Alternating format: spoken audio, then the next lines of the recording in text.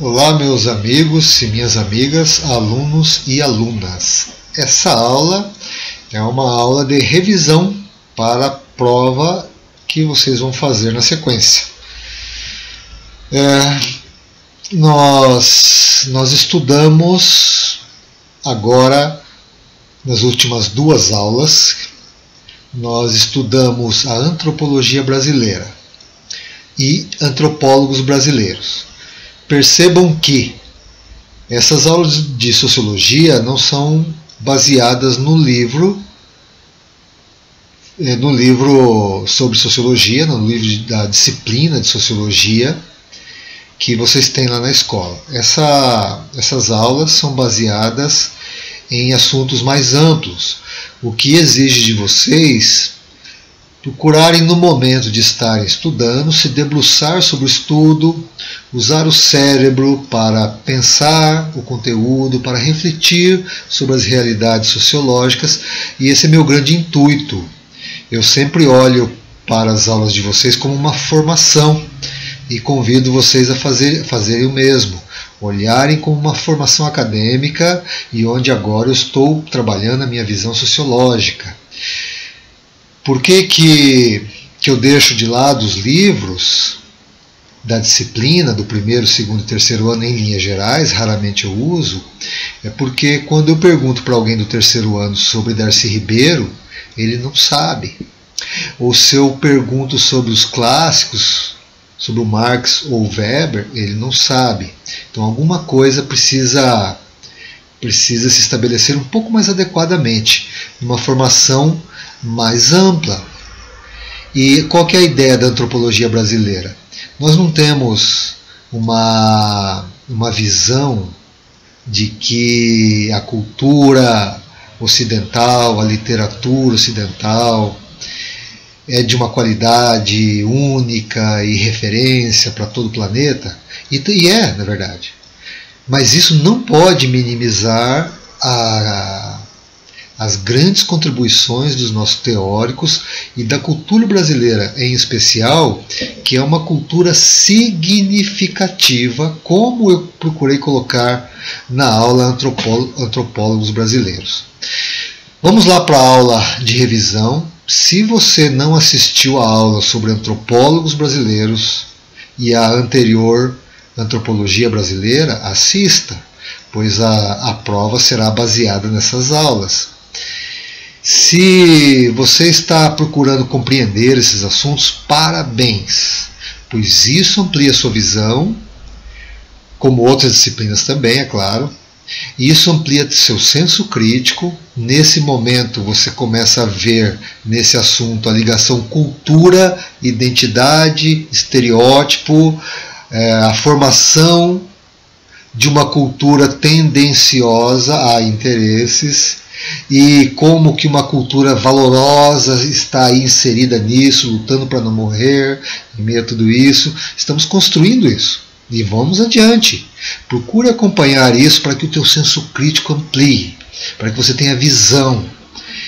Esse é um diferencial e tanto para você seguir adiante nas suas relações vida fora, nos seus processos particulares, na sua construção, um diferencial da sua visão, da sua consciência social, de todos os aspectos. E veja que interessante a questão da identidade brasileira com essa tremenda contribuição dos nossos teóricos.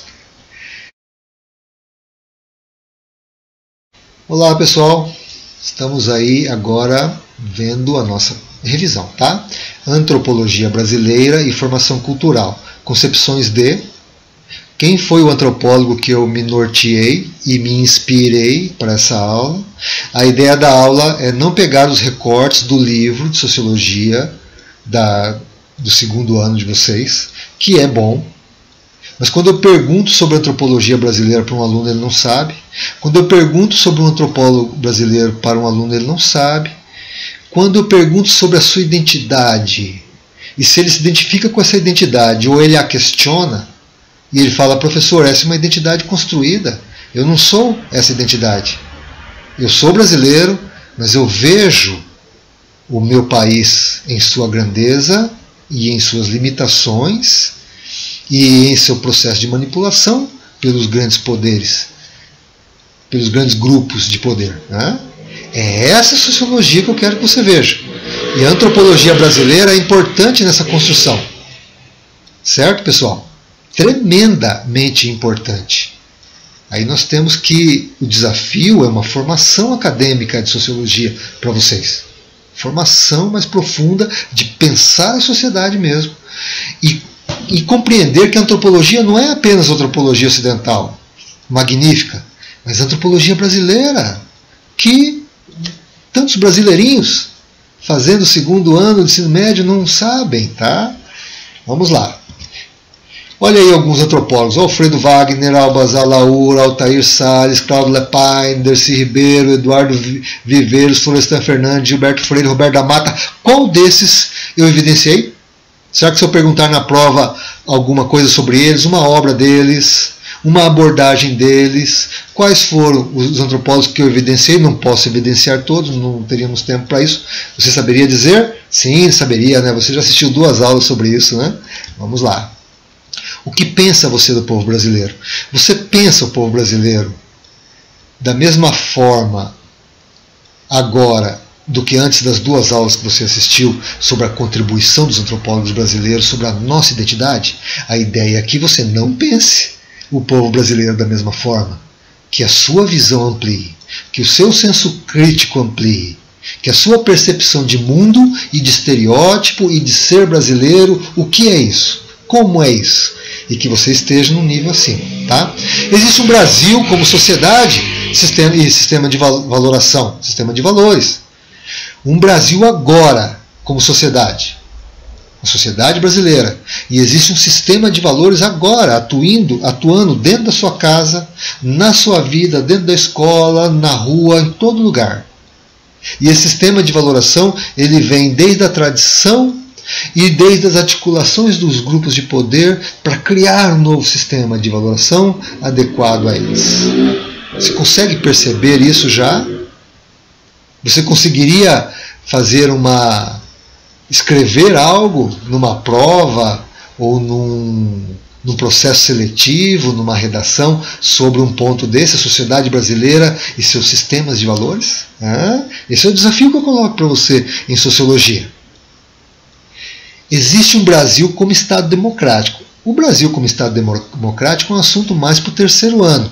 Mas nós estamos falando de cultura. A cultura tem toda uma relação com essa formação do Estado democrático brasileiro. Toda uma relação com a formação do Estado democrático americano, japonês, canadense, alemão, inglês, francês, chinês. Tá bom?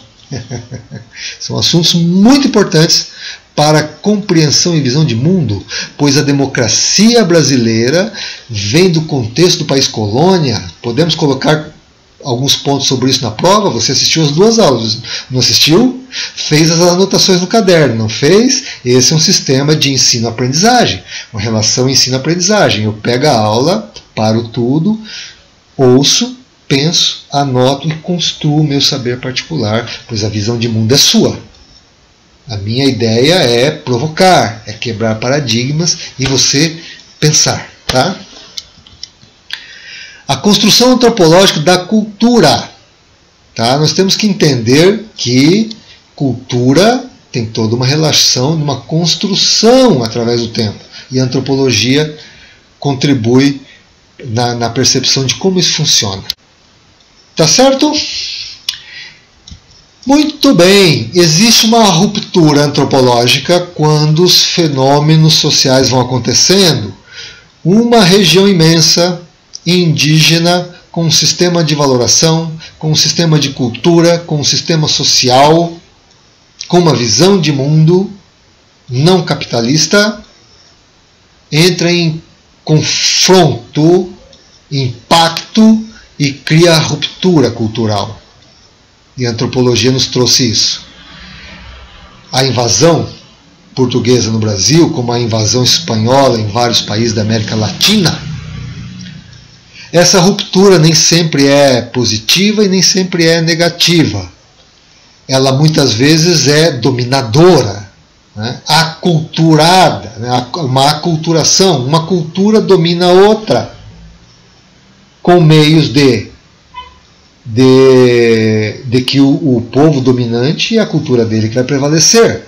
E aí existe um estabelecimento de uma formação social de acordo com o povo dominante, com a visão ocidental, não é mesmo? Portanto, tem o lado positivo, a formação dos pensadores brasileiros, do gênio brasileiro, da sabedoria brasileira, exposta nos livros de Manuel Bandeira ou Carlos Drummond de Andrade, de repente tem acesso a Flaubert, Victor Hugo ou Shakespeare, como eu falei na aula anterior, que são rupturas e uma miscigenação desses povos através desses indivíduos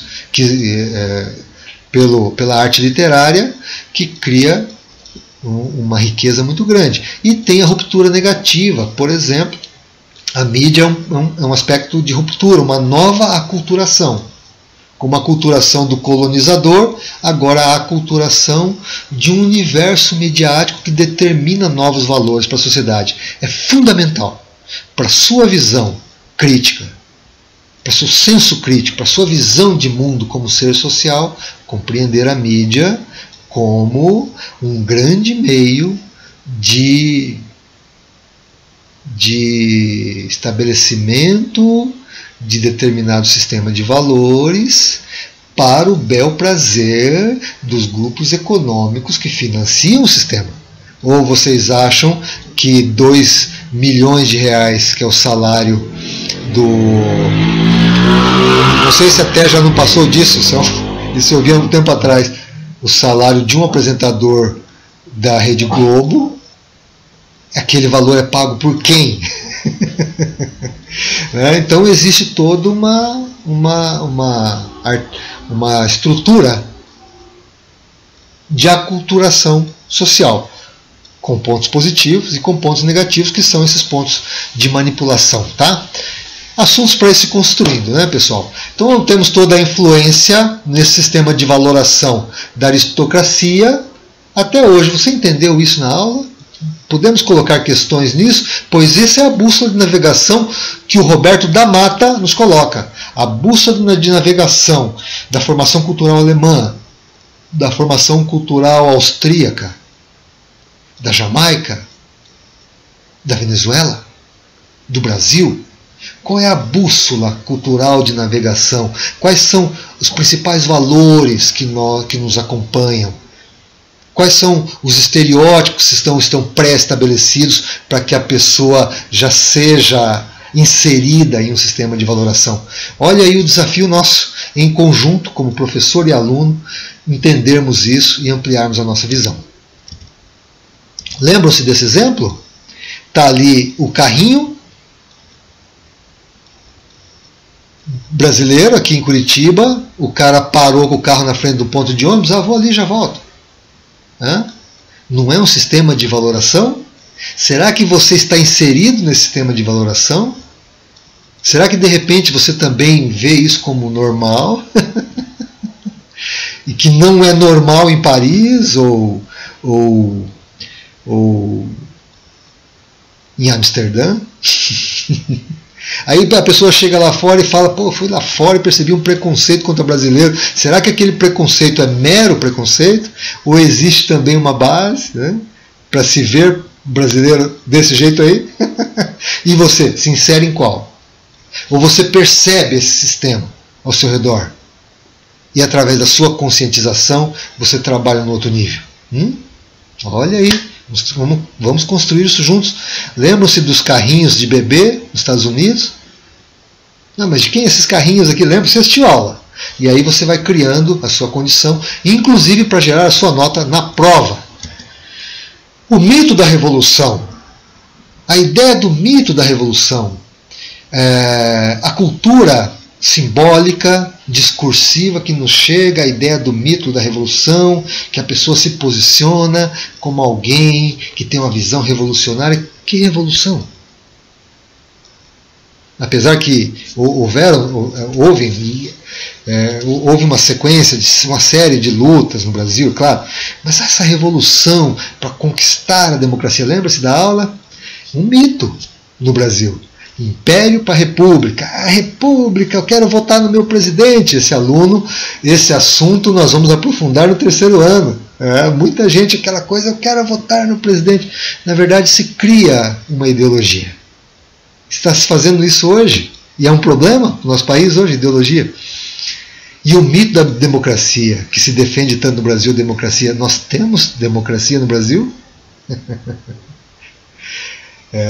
Vamos ampliar o nosso senso crítico. O personalismo aristocrático e o individualismo democrático, você consegue trabalhar numa prova questões assim? É um desafio que eu coloquei para você, querido aluno e aluna, de uma visão que pede para você uma reflexão.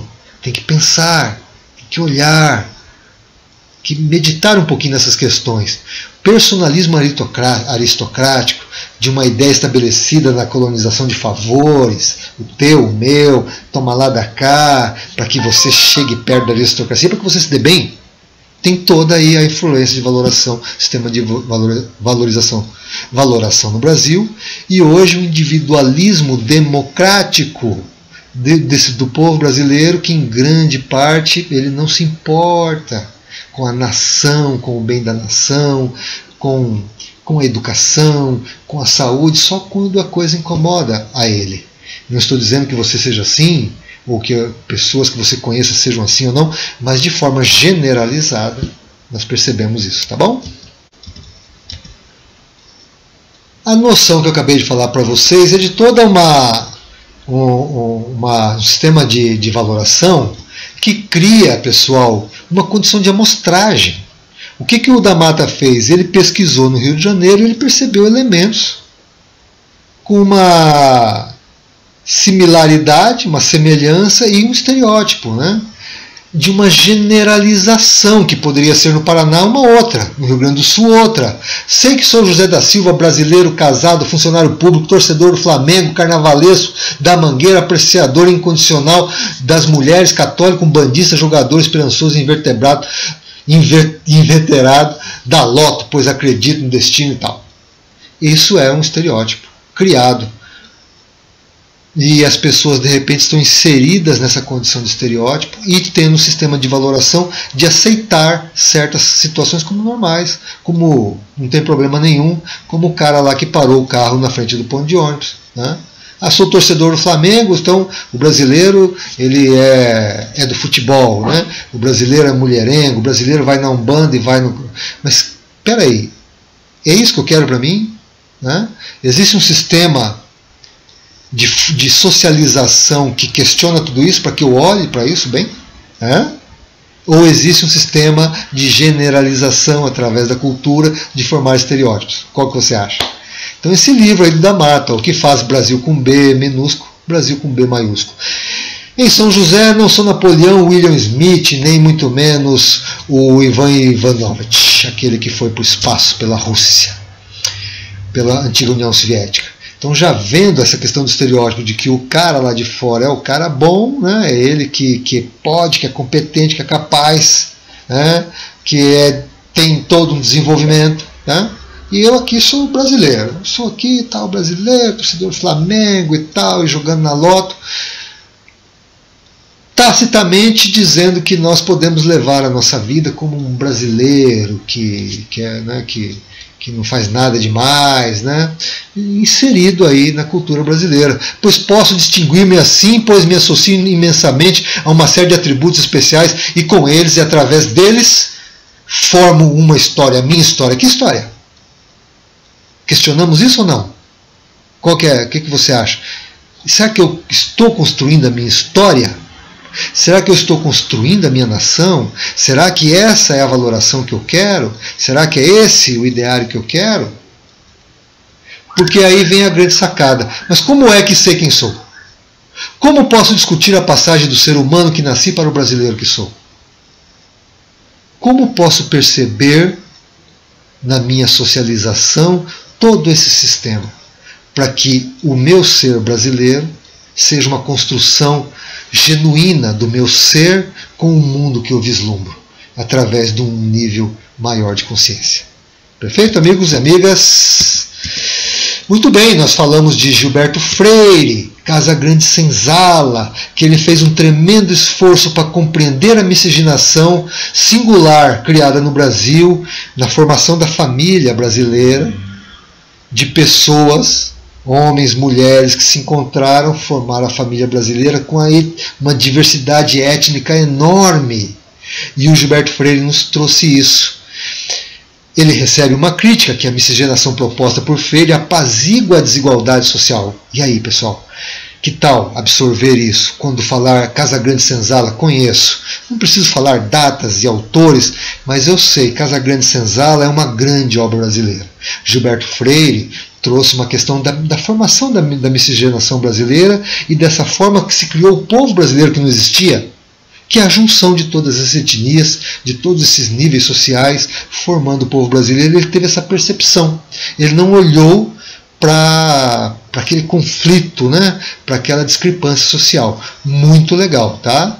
Podemos, será, colocar questões assim na prova sobre essa formação da nossa identidade? O grande Darcy Ribeiro, hein? O grande Darcy Ribeiro, que quando eu pergunto numa sala de aula as pessoas não conhecem. Responda para mim se na França, Inglaterra ou Estados Unidos o Darcy Ribeiro, um inglês, e você, um estudante inglês do segundo ano do ensino médio, se você saberia quem é Darcy Ribeiro? Saberia. Pois valoriza-se uma cultura e um sistema de valoração que não idiotiza e que amplia a visão do ser social que você será. Certo? Está aí o Darcy Ribeiro com uma obra, um desafio de criar uma teoria sobre a formação social brasileira. Olha lá, se cai isso em prova, o principal livro sobre a formação da identidade do povo brasileiro, do grande Darcy Ribeiro, que criticou com muita propriedade o Freire, sobre a catástrofe que o Darcy Ribeiro viu no processo de colonização da escravatura e de todo esse conflito social. Está certo também, pois existiu muita violência, como eu falei na aula. Questões para prova, pessoal. Questões para prova e questões de visão de mundo, hein? Questões subjetivas que eu quero de você, meu aluno querido e minha aluna querida. Não conceitos de sociologia.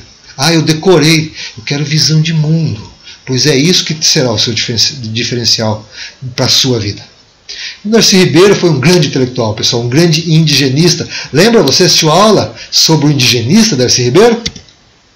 E a utopia na área da educação?